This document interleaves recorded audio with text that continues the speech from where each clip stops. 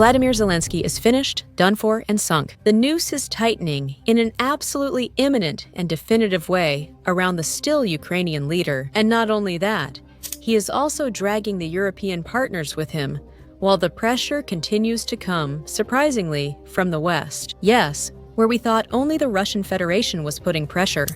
Now, more and more actors are joining in. We are here to tell the full story of the absolutely imminent catastrophe that the Kiev regime as a whole has already begun to suffer. Especially Vladimir Zelensky. Doesn't he have any way out or escape?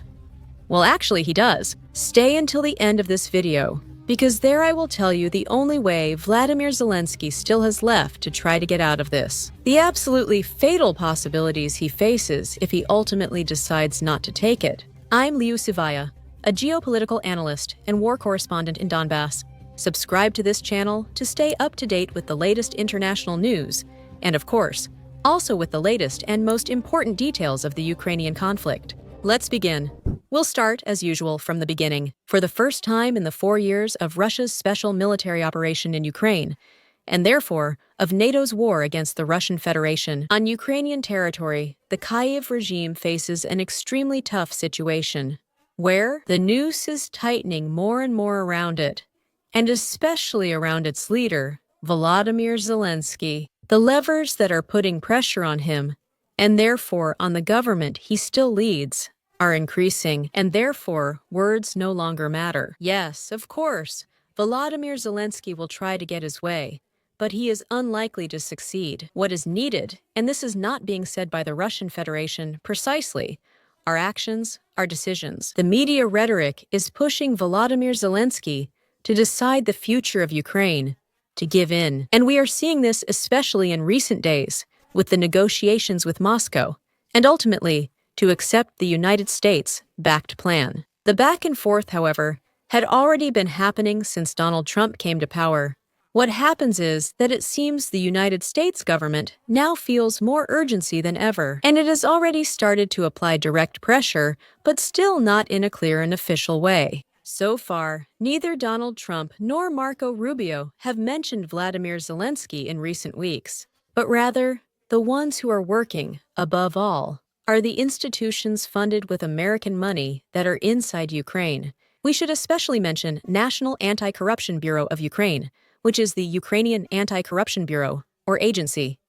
Well, Ukrainian, this, from the beginning, has been more than just an anti-corruption agency. Was it really intended as a Western tool to control the Kiev regime and the decisions made within it? And indeed, that's how it is with Volodymyr Zelensky. In a fit of egocentrism, he tried to get rid of the agency in question, but he faced a harsh response, mainly from the United States. The opposition took to the streets, and the ordinary people of Ukraine did the same. It seemed that Volodymyr Zelensky was losing control, so he had to give it back directly to National Anti-Corruption Bureau of Ukraine. However, this ended up bringing him absolutely fatal consequences. Now, his name appears in the worst corruption cases, where what is being used is no longer just the money of Ukrainian taxpayers, but directly the money of European taxpayers.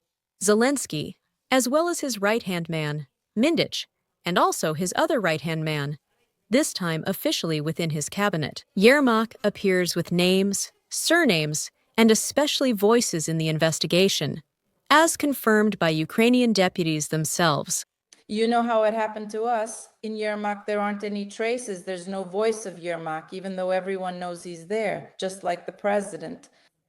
Everyone understands it, and I think this information has also been shared with you. I have information that Yermak is there and that Zelensky's there. I have the same information, but why weren't they shown? Why weren't they made public? Well, look, as far as I understand and from what I know, information from different sources, from friends, as we say, and from other sources, the scale there is really very large. It affects a lot of people. As I understand it, this whole story is closely connected with geopolitics. Why did the story of Kavpetrov start today? Well, and in the banking info bubbles, it's all Kachumai capitulation that they'll surrender to Russia tomorrow, and Zelensky must respond. The whole point is that really I'm convinced they're right here, but it's just some kind of perception about corruption.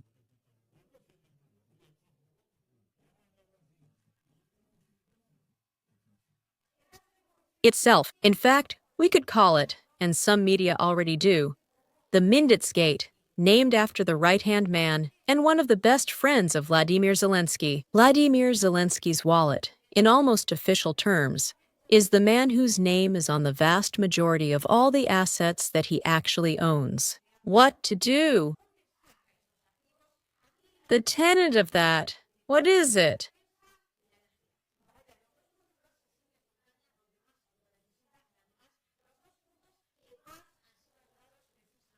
Bring rights. Is he not president? Putin doesn't have it alone. It's still far from having really helped Ukraine. Now, the Minister of Energy has already been dismissed, the Minister of Justice as well, and the Minister of Defense is out of the country, and it's not really clear if he will come back or not. These are events that couldn't go unnoticed, and in fact, have already caused the expected reaction, although probably not for the Kiev regime or the international community, but not entirely. Thus, the Minister of Foreign Affairs of Hungary has recently drawn attention to this issue, describing it as a real scandal.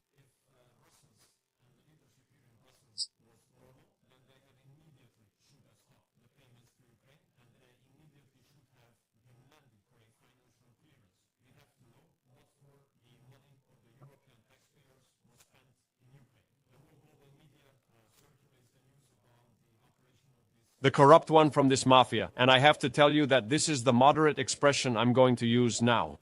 Is it crazy that the president of the European Commission sends a letter to the states to give another 100 billion euros to Ukraine? Come on, are we crazy? There's a mafia tied to a corrupt system in Ukraine, but the European president doesn't mention it in his letter. Instead of halting payments and demanding answers, he wants to send another $100 billion to Ukraine. This is insane and a scandal.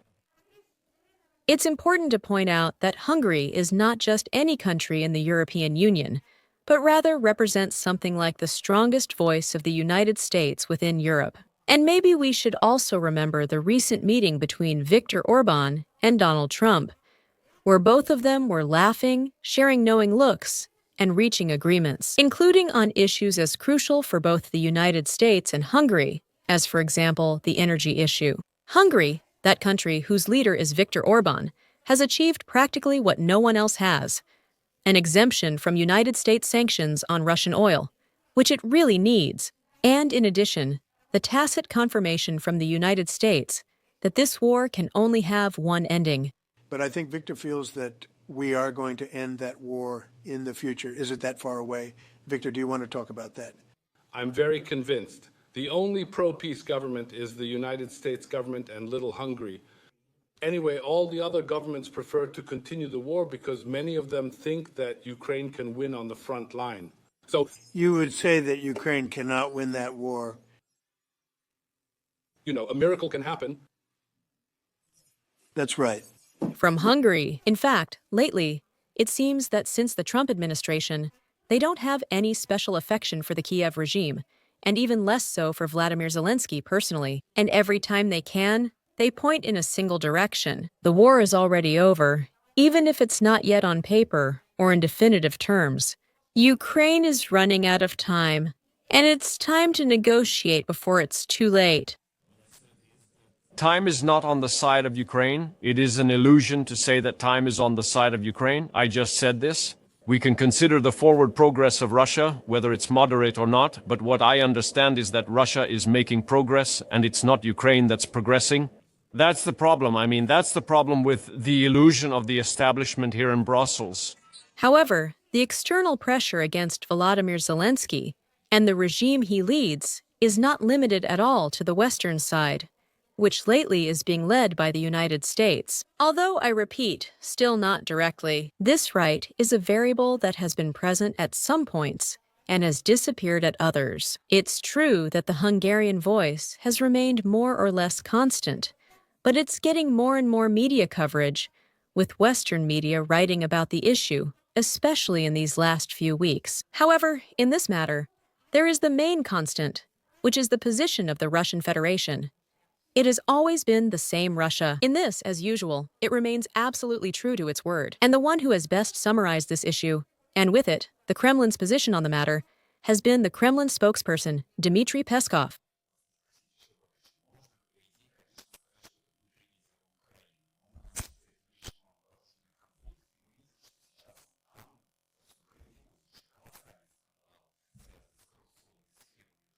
Zelensky's inner circle in Ukraine is discussing that millions are being stolen as people die. And this is the regime. How would you, in general, also be able to comment on all this? Well, hardly. In this case, it's Ukraine's internal affair. You might ask why. The money is external, they're stealing internally, but the money is external. For Europeans and Americans, this isn't just an internal issue for Ukraine.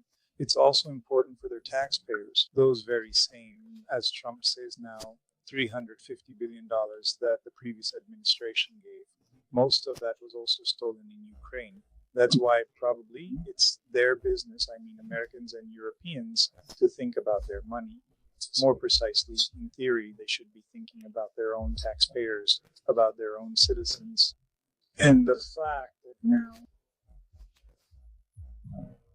the Kyiv regime, well, let's put it this way, has gone out of control. That's obvious. It's obvious, and it's also obvious that the current dynamics on the front lines are far from being in favor of the Kyiv regime. And internal upheavals, the growing suspicions of dishonesty, the people's understanding of this dishonesty.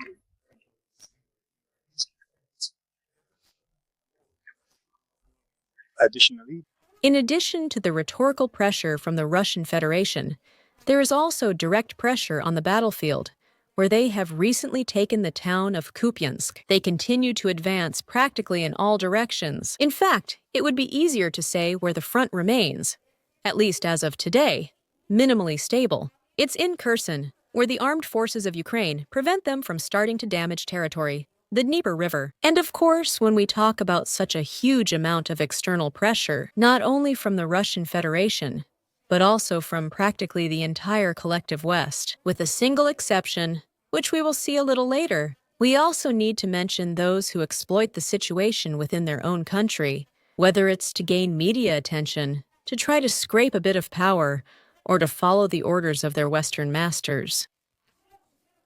Until recently, she was relatively quiet, but now she has decided to take advantage of the moment and speak up.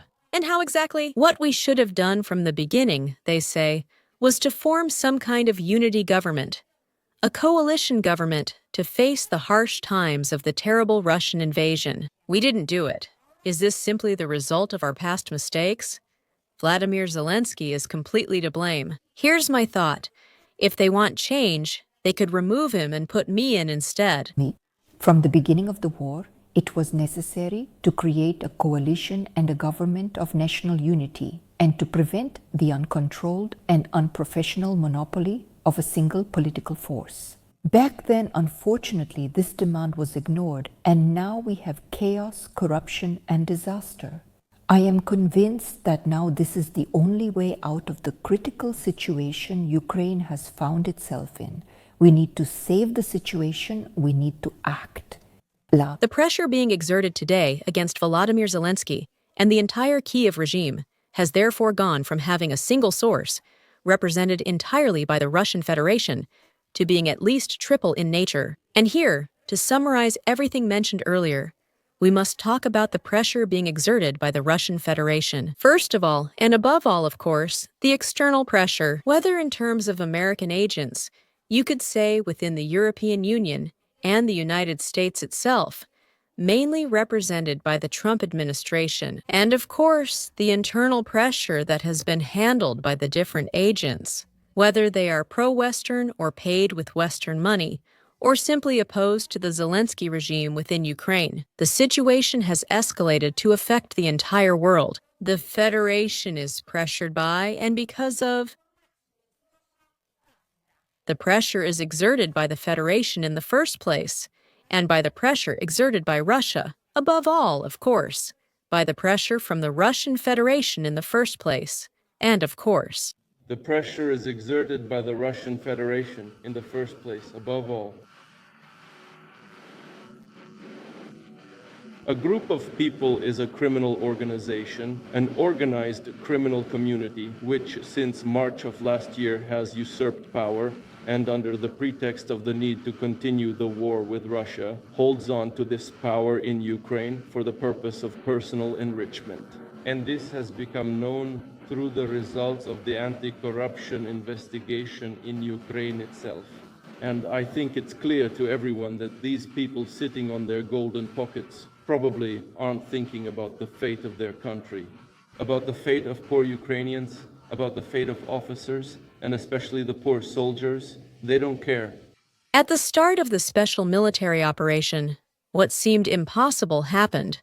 Russia was decisively losing the media war. They had blocked all the country's media.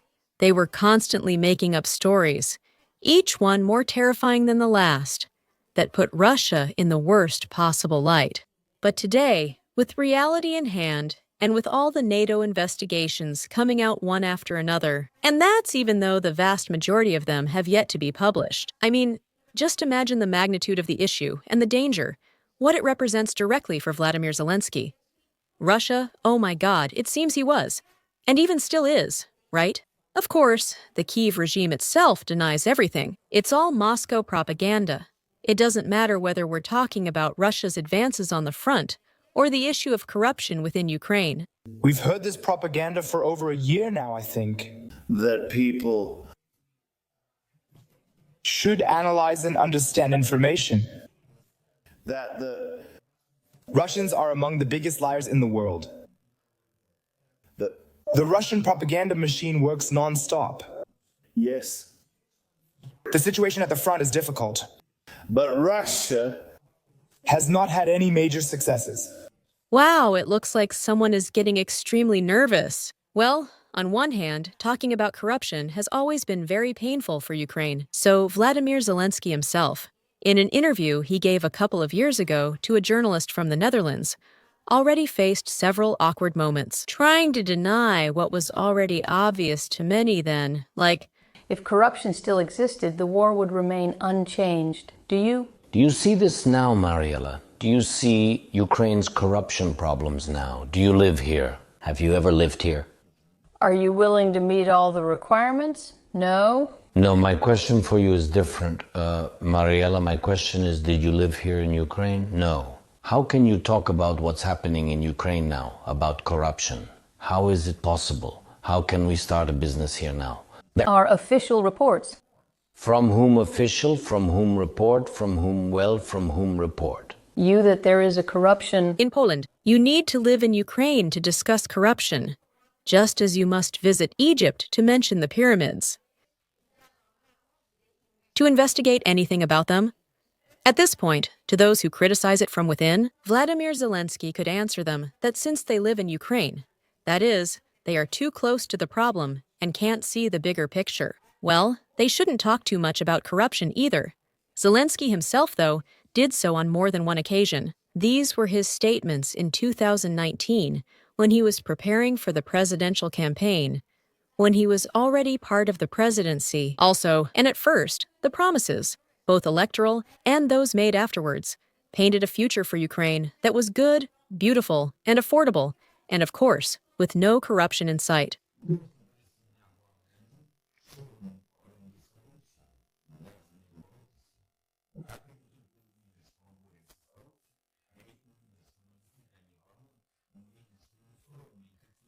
Wow, and it seemed good when we bought it.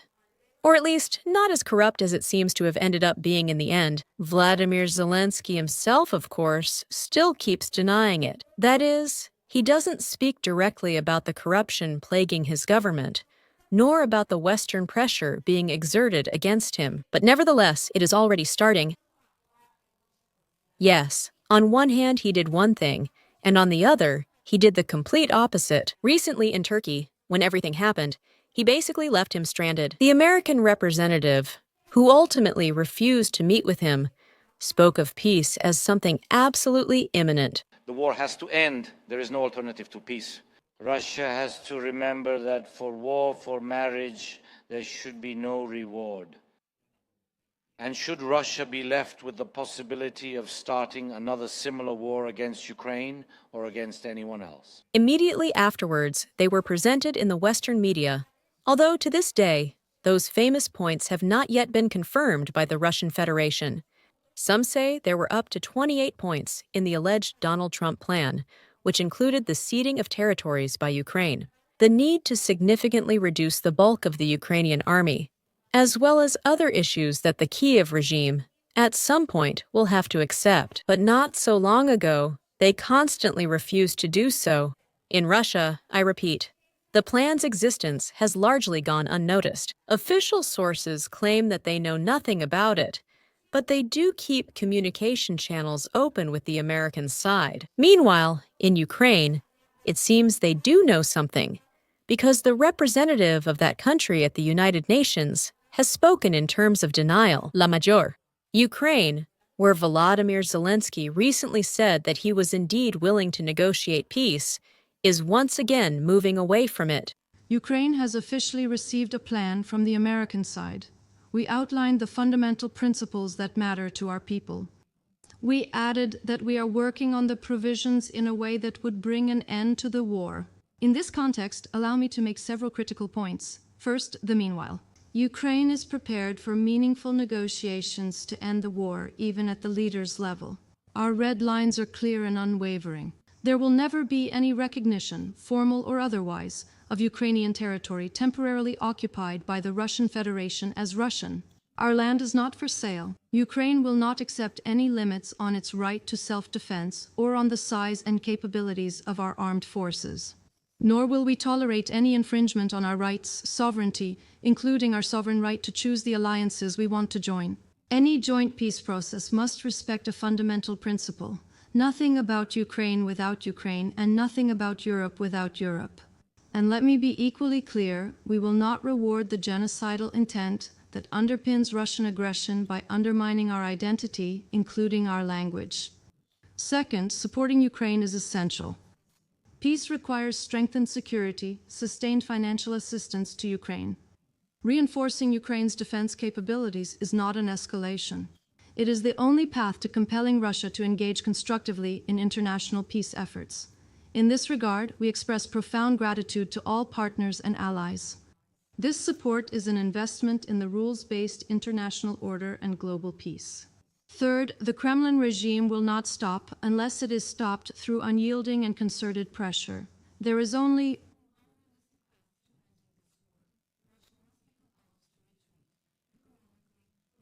this is the last. This end is bringing absolutely inevitable consequences, coming to the point in the end.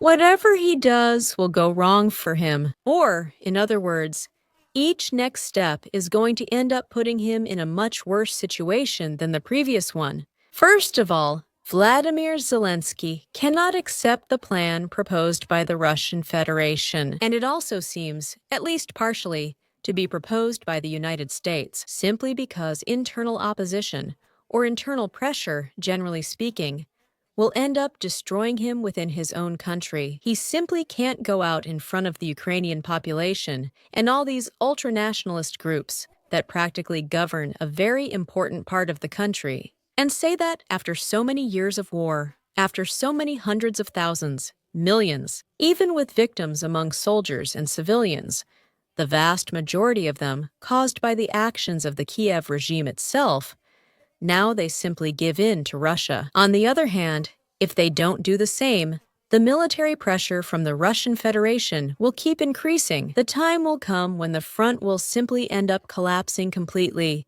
something that is already happening partially. And besides, American patience won't last forever. For now, they are taking action, but in a rather discreet way. But as soon as they do it officially and start revealing all this information that is already well known, that certain organizations have been paying and, of course, directing within Ukraine itself all this time. Take, for example, National Anti-Corruption Bureau of Ukraine. What exactly is the Zelensky regime going to do? They are going to completely destroy their image, because what we have as a middle ground is the fact that Zelensky has gone, in the eyes of the world, from a sort of glorious leader of the free world to a very shady guy. Very shady, yes. But for now, not a criminal, or at least not a criminal confirmed officially and judicially, nor recognized as such, neither by the international community nor by the majority of his Western partners, of which, by the way, he still has a few left. Meanwhile, the whole world, including the United States, is moving toward peace, has joined that bandwagon. The countries of the European Union continue to maintain the firm stance of waging war against the Russian Federation. Even the sanctions package that is made is still missing, whether it's in your bare feet or in the recent news. What we as Europeans have always supported is a long-lasting and just peace, and we welcome any efforts to achieve that. Of course, for any plan to work, it needs brains and Europeans on board. This is very clear, and also we have to understand that in this world there is one aggressor and one victim. So we haven't heard of any concessions on the Russian side.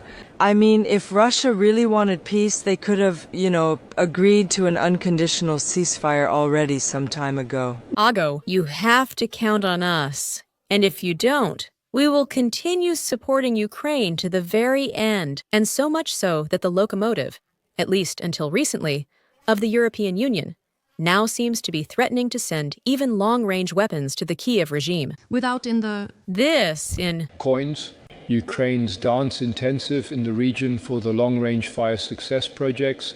I once lived with technician Sagan Diucanio. It's dark. This myth is released under the system. He appears to have experienced a brief madness, but that's far from true. Floods and floods of money have gone from the European Union to Ukraine, and it could be with the mediation either of the elites who helped provide them, or directly of those politicians we just heard from, with their statements, each one more belligerent and forceful against the Russian Federation than the previous one. Simply put, if these somewhat shady schemes exist, they cannot be allowed to come to light. They cannot allow direct confirmation that the corrupt are not only within the Kiev regime, but also, surprise, within the European Union. And this is precisely where we get to the key of this whole matter, where we discover, astonished, that Mercedes is speaking, that the Kiev regime and Ukraine, in general terms, have been used all this time by the European Union, and also by the United States. Yes, just as you hear it, the Kiev regime has often thought as if the smartest people in the world were there. We're going to end up doing exactly what we want, no matter what Donald Trump says. Today we say yes, tomorrow we say no. It's like we try to play along, but in the end, Vladimir Zelensky stays exactly where he is, and the money keeps flowing into Ukraine. So clever, such brains, if it weren't for the fact that the West's plan was exactly that from the beginning, to use Ukraine to divert as much money as possible through it, and through the absolutely noble and just Ukrainian cause. And then to find the culprits within their own country. Wow. It seems that all the money we've been raising from the United States, the European Union, and everyone who has wanted to support the absolutely necessary and noble Ukrainian cause, we've been sending directly to the Kiev regime, and Volodymyr Zelensky has taken advantage of us. Ursula, can you believe this? He won't stop. Of course not. What should we do? Friedrich? I have no idea. Let's ask the United States. Easy, simple, and for the whole family, my friends. Blame it all on him and throw him out. Oh, really? At this point in life, do I, Uncle Sam, have to explain these kinds of things? The rule remains. NATO never fixes broken toys, especially ones it broke itself. Maybe that's the solution, so that Vladimir Zelensky can at least save his own neck, if he still has any left. In fact, maybe he's been thinking about it all this time, and it was no coincidence that he asked for a direct meeting. Surprisingly, many believed it was just a game with Vladimir Putin, and that Vladimir Zelensky aimed to boost his reputation. Yes, that's most likely. But at this point in the story, it is that the only way out for the Ukrainian president, as crazy as it may sound, is to meet directly with Vladimir Putin, to agree to all the demands of the Russian Federation, and in exchange, ask for security for himself and also for his family. The Russian Federation always keeps its word, and never hands over those it has promised to protect. Just ask Bashar al-Assad or Viktor Yanukovych. And what if Volodymyr Zelensky already knew all of this? And that's precisely why he keeps insisting, time and again, on having that direct meeting that seems so eagerly awaited with Vladimir Putin. Yes, I know, it sounds extremely unlikely, but the truth is that with everything we've just explained, in detail and confirmed by the very sources whose statements we've been showing here, one by one, the Kiev regime, and especially Vladimir Zelensky personally, have no more ways out or options left. Accept the conditions of the Russian Federation, sign the peace, ask for mercy, and live out the rest of his life.